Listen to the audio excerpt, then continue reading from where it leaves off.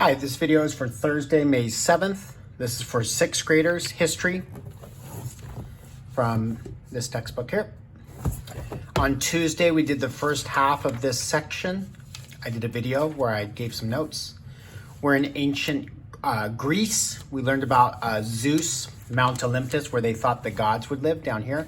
That's a picture of one of the mountains there. We learned that there are different ways that they honored the gods to not make them angry by having ceremonies or holidays or festivals. And then they also did sports called Olympics too. We also learned that Greeks used a lot of myths. Those are stories that we tell people to explain beliefs about their world.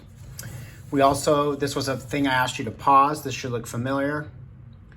They believed in different gods for different things. So there was a war god, a home god, a messenger god, a fire god, all that fun stuff too. So for this section, we're going to finish it. We're on these 2 pages here. The Greeks also liked literature. And they had these things called epic poems. I know the word epic is a word that you're familiar with. It means like grand, great, over the top, extraordinary, just crazy good. And also, there was a man named Homer, not Homer Simpson, but there was a man named Homer who was blind, and he wrote one of the most famous, and it's still read about today, and it was in your ELA assignment today. He wrote the Iliad, and he also wrote the one with Odysseus, the Odyssey, wherever my hand is down here. Also, where my finger is, a lot of people thought that these stories weren't really written, that they were just pure fantasy like Harry Potter, just fake. Well, about 140 or 150 years ago, archaeologists, those are people who dig in the ground, they discovered the ruins of ancient Troy. There was even a movie that came out. That's Brad Pitt in the movie Troy. I think it came out in 2004, before you were born. And also they found so in Homer's stories, there are some real things that also happen too. Also his Odyssey deals with Odysseus after this thing called the Trojan War. And we were reading about that too. Also in Greek, there's things called fables.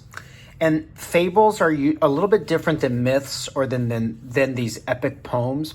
Fables tend, where my finger is down here, they tend to use sort of animals to teach a lesson about life. We call it a moral lesson.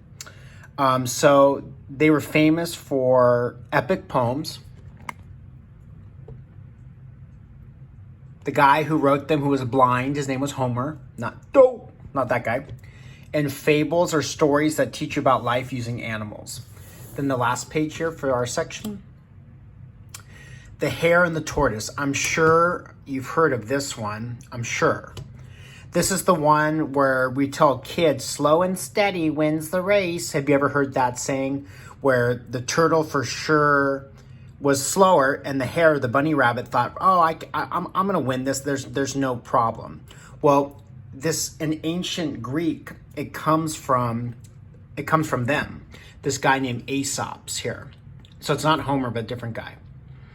So the hare wakes up too late for his speed to save him. We still use the story today to encourage people to work steadily at a task that seems impossible to accomplish.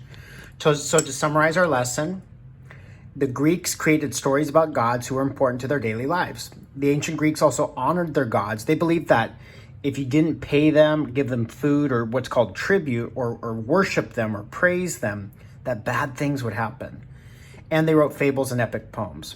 And why does it matter? Greek mythology, epics, and fables continue to influence our literature, language, and movies and TV shows as well. Hope this video helped. See you next time.